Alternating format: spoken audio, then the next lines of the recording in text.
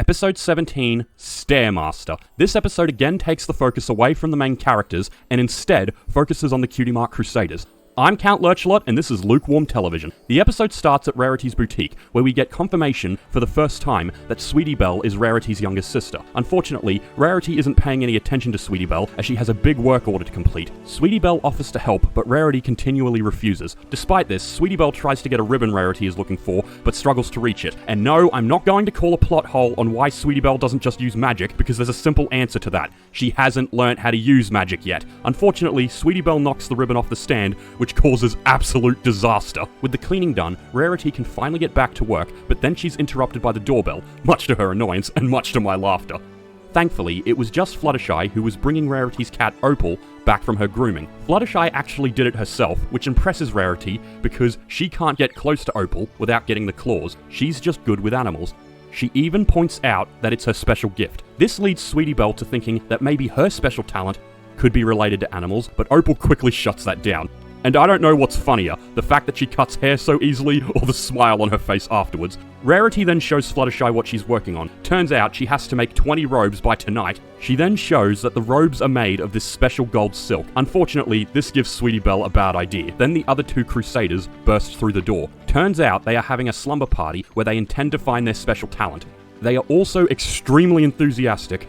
Ah, the joys of being a child. I miss those days. Sweetie Belle then reveals the bad idea. She has made them capes. You might be wondering, why is that a bad idea? It's because she made them out of Rarity's golden fabric. This understandably annoys Rarity, as there are now 3 big holes in her last piece of fabric. Sweetie Belle should count herself lucky that this is a kid's show, because if I did this to either of my older sisters, I don't know if I'd be alive today. Just so we're clear, that was a joke and I love my sisters dearly. Because of this, Rarity will now have to work all night to make more, meaning she has to cancel the sleepover as she's unable to watch them. You might be wondering where Sweetie Belle's parents are in all this. I actually have no idea. I'm guessing Apple Bloom's older siblings are also too busy to watch them. As for Scootaloo's parents, I'm not saying anything on that because it's a massive spoiler. Because of this, Fluttershy offers to take them for the night. Rarity says she couldn't ask Fluttershy to do that, but Fluttershy insists it will be no problem. She even refers to them as angels, but as we will find out, that's really not the case. Rarity finally agrees and they excitingly leave. Fluttershy brushes this off as cute, but Rarity knows Fluttershy is in for a tough night. I'm glad I can't really remember if I was a bad kid for my babysitters, because I'm absolutely sure I was a nuisance. As they head to Fluttershy's cottage, Fluttershy seems to have the wrong impression on the type of sleepover this will be. They run into Twilight, who's on her way to the Everfree Forest to get some of her favorite tea from Zakura. Twilight expresses similar concerns as Rarity, but Fluttershy continues to insist they are angels. We've all been around kids, and we know this isn't true. Come the evening, they have arrived at Fluttershy's cottage. Immediately, they start creating problems for Fluttershy by running around and making lots of noise. To make matters worse, they ignore Fluttershy every time she tries to speak, as they are too obsessed with getting their cutie marks. During the night, chaos ensues. They want to go into the Everfree Forest, but thankfully Fluttershy quickly shuts this down by reminding them there are dangerous creatures in there. But this just gives them the idea of being creature catchers. Then, after yelling to the point that Fluttershy's eardrums should be bleeding, Scootaloo and Apple Bloom dress up like a dangerous creature, and Sweetie Belle decides to try and catch them. This ends exactly how you think it would, with them breaking something. But this gives them the idea to be carpenters, much to Fluttershy's horror. For some reason, they dress up as doctors and seem to think they could fix this with just hammers. As you'd expect, the result is disastrous, as they make something not even resembling a table. Funnily enough though, Scootaloo didn't know they were building a table. This leads to Fluttershy suggesting they play a game, one we've all played at one time or another, a quiet contest. Unfortunately, the Crusaders aren't enthusiastic. Fluttershy then tries to encourage them by mentioning that she's the world champion and she bets they can't beat her. Turns out she's right, as they immediately give up and continue causing chaos. Note to self, call old babysitters and apologize. They then suggest being coal miners, at which point Fluttershy finally snaps. And remember, when the shy character gets angry, things are serious. She manages to calm down, however, and decides that it's time to go to bed. They try to protest, but Fluttershy insists that they should wait till morning, and even points out that maybe they'll have a dream about their special talent. After expressing they're not tired, Fluttershy offers to sing them a lullaby, and it's actually a very nice lullaby. I recommend watching this episode just to listen to it. And while it's working at first, Sweetie Belle actually recognizes it, and Fluttershy offers if she'd like to sing with her. We quickly learn that this was a mistake. Sweetie Belle has a very loud voice that shakes the house. It also causes panic amongst Fluttershy's chickens who escape. This gives them the idea to be chicken herders, but they are worse than I was at this as a kid. Fluttershy quickly loses her temper again, causing everyone to stop. She calms down again and starts leading the chickens back. Unfortunately, the chickens are still refusing, forcing Fluttershy to give them the same stare she gave the dragon. The chickens head back to their pen horrified. Fluttershy finally gets them back to bed, and they agree no more crusading for the night. Another important lesson for this episode: kids are liars and they can't be trusted, because as soon as she's gone, they decide to start crusading again. Upon seeing that one of the chickens has escaped into the Everfree Forest, they decide to go rescue them. They sneak past Fluttershy while she ironically says nothing's going to get past her, and they head into the forest. Fluttershy enjoys her peace and quiet, which understandably makes her suspicious. Upon noticing they are gone, she heads outside to look for them, and notices that not only is one of her chickens missing, but they followed them into the Everfree Forest. Although scared, Fluttershy knows she's responsible for them and follows. As the Crusaders head deeper into the forest, they spend more time arguing than actually looking for the chicken. This leads them to wonder if arguing is their special talent, which causes another argument. To no one's surprise, it doesn't work. I guess arguing wouldn't be such a bad special talent. You'd probably make a decent lawyer.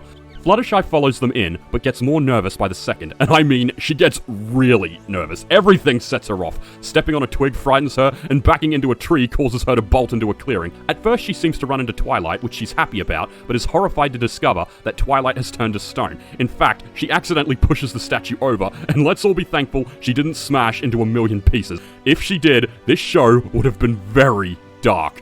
Even more scared for the safety of the Crusaders, Fluttershy rushes off to find them, but not before having a comedically pointless scene of coming back and saying she'll come back for Twilight. Fluttershy finally catches up to them and insists they must leave at once. They point out that they haven't found the chicken yet, but Fluttershy feels there is no time for that. She reveals that they have to get back because a cockatrice is close by. Apparently, this is a creature with the head of a chicken and the body of a snake. I have to agree with Fluttershy, that does sound horrifying. The Crusaders brush this off, however, saying that if they ever saw that, they'd laugh it off for being silly. However, Fluttershy says you should never look one in the eye. Before she can explain why, the chicken comes out and they make chase.